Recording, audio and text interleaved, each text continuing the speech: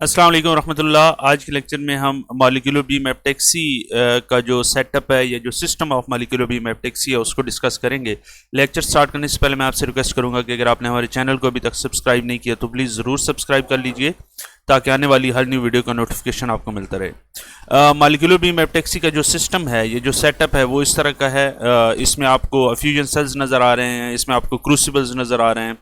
ये चार view point हैं, एक यहाँ पे है, एक व्यू पॉइंट यहाँ पे है, दो व्यू पॉइंट्स हैं जहाँ पे आप देखते हैं कि आप का कैसी डिपोजिशन हो रही है, नहीं हो रही, या हो रही है तो किस तरह की हो रही है। हम इसके पार्ट्स को डिस्कस करेंगे और इसके अंदर किस तरह के एनवायरनमेंट होता है। बुनियादी तौर पे जो मॉलिक्यूलर बीम एपटैक्सी का सेटअप है, this is like vacuum evaporation setup होता है, जिसमें आप वैक्यूम इन्वायरमेंट के अंदर अपने प्रीकर्सर्स को एवोपरेट करा रहे होते हैं और उसे डिपॉजिट कर रहे होते हैं। तो हम शुरू करते हैं।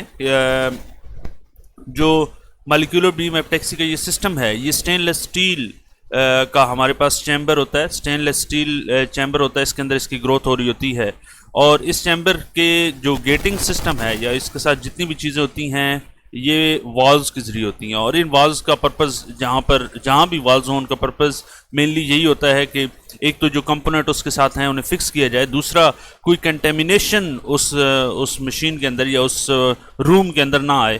तो इसी वजह से यहाँ पर भी जो वाल्व्स लगाए जाते हैं, गेट वाल्व्स, वो कंपोनेंट को कंटेमिनेट होने से बचाने के लिए और एक्सटर्नल या इंटरनल जो भी गैसेस होती हैं उनको अंदर आने से रोकने के लिए होती हैं।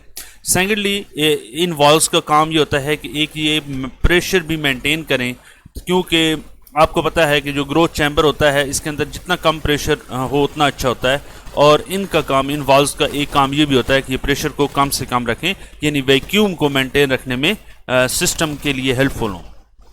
अब जो मॉडर्न सिस्टम है ये प्रॉपर ट्रीटमेंट चैम्बर्स होते हैं। इसमें जो सैंपल आप लोड करते हैं वो इस तरह होता है कि लेट्स सपोज ये एक गेट है, ये अंदर वाला गेट है, ये बाहर वाला गेट है और ये एक और बाहर वाला है। तो इसमें होता यूँ है कि मिसाल के तौर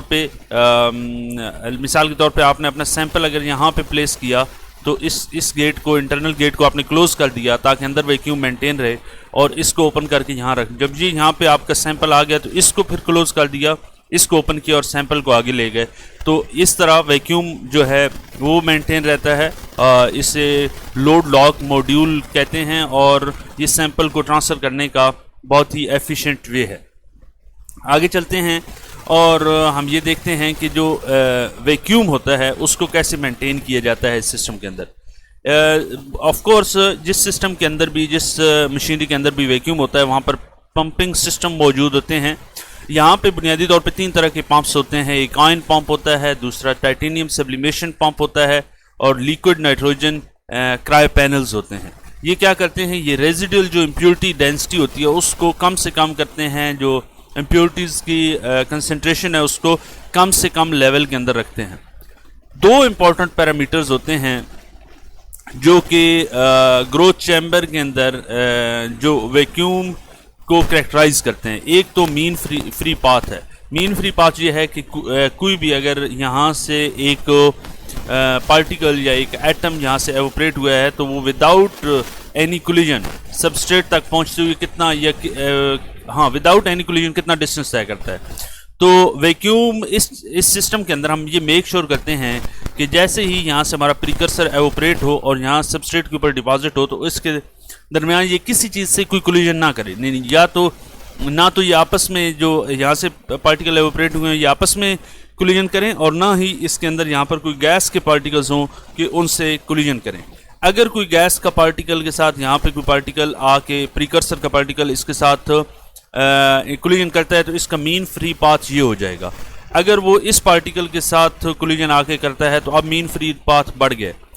अब वैक्यूम को जो चीज़ करेक्टराइज करती है कि आपका वैक्यूम कितना सक्सेसफुल मेंटेन है, वो ये मीन फ्री पाथ, यानी जितना ये वैक्यूम अच्छा होगा उतना ये पार्टिकल की कोलिजन के चांसेस कम होंगे और उतना मीन फ्री पाथ ज़्यादा होगा। तो average distance traversed by reactant gas molecules between successive collision, इसको हम मीन फ्री पाथ कहते हैं। एक तो मीन फ्री पाथ डिफाइन करता है कि आपका वैक्यूम कितना अच्छा या कितना बुरा है। दूसरा पार्शियल प्रेशर जो है रेजिडुअल गैसेस का वो डिफाइन करता है। तो जो highest admissible partial pressure value है depend on mean free path, और ये जो है मीन फ्री पाथ जो है लार्जर देन डिस्टेंस। हाँ of course mean free path को मेक श्योर करते हैं कि जहाँ से आपका प्रिकर्सर है ऑपरेट हो रहा है और जहाँ पे सबस्ट्रेट है डिपॉजिट होने से मीन फ्री पाथ ज़्यादा होना चाहिए इस डिस्टेंस से। अगर ये डिस्टेंस है यहाँ से लेकर यहाँ तक तो मीन फ्री पाथ आपके प्रिकर्सर का इससे ज़्यादा होना चाहिए ताकि विदाउट एनी कोलिजन ये जहाँ आके इस सबस्ट्रेट के ऊपर डिपॉजिट हो सके। तो आगे इसके बाद जो चीज़ है वो है कि using the ordinary assumption kinetic theory of an ideal gas, for example the typical numerical data for conventional molecular beam epitaxy growth of silicon, the maximum value of residual gas pressure is 10 to the power -5 torr।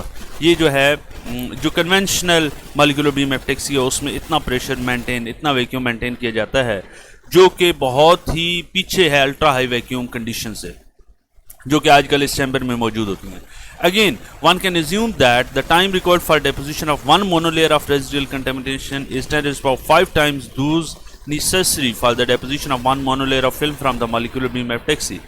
तो ये time की बात कर रहा है कि अगर आपने रेजिडुअल गैस कंटेमिनेशन के वन लेयर डिपॉजिट होने के लिए वो 10 to the power 5 टाइम्स ज़्यादा होता है compare to one monolayer of molecular beam epitaxy layer. तो इससे आप ये अंदाज़ा लगा सकते हैं कि जो मॉलिक्यूलर बीम एपिटैक्सी है उसके जो डेपोजिशन रेट्स हैं वो बहुत ज़्यादा स्लो होते हैं।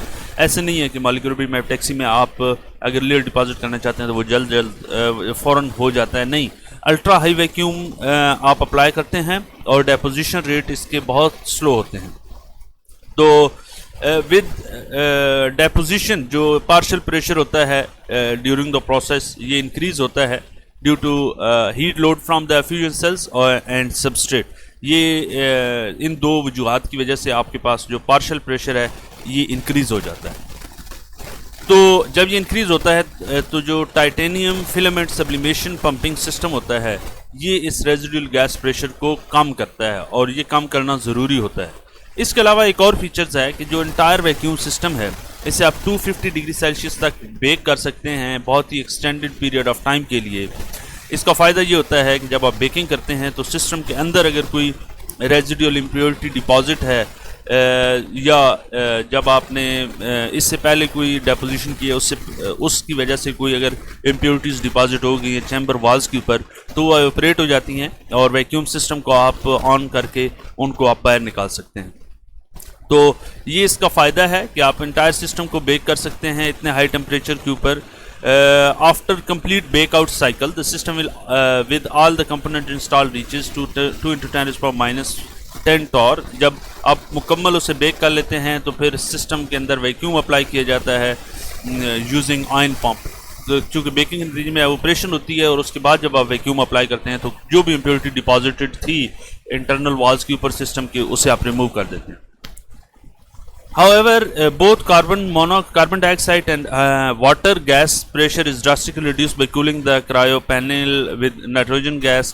हाँ, यहाँ पर ये क्रायो पैनल्स लगे होते हैं, यहाँ पे आप कूलिंग सिस्टम होता है, यहाँ पर ये है क्रायो पैनल्स लगे हुए हैं। तो ये क्या करते हैं, ये cryo panel temperature act as entangled for impurities so vacuum level of the order of 10⁻11 torr can be obtain.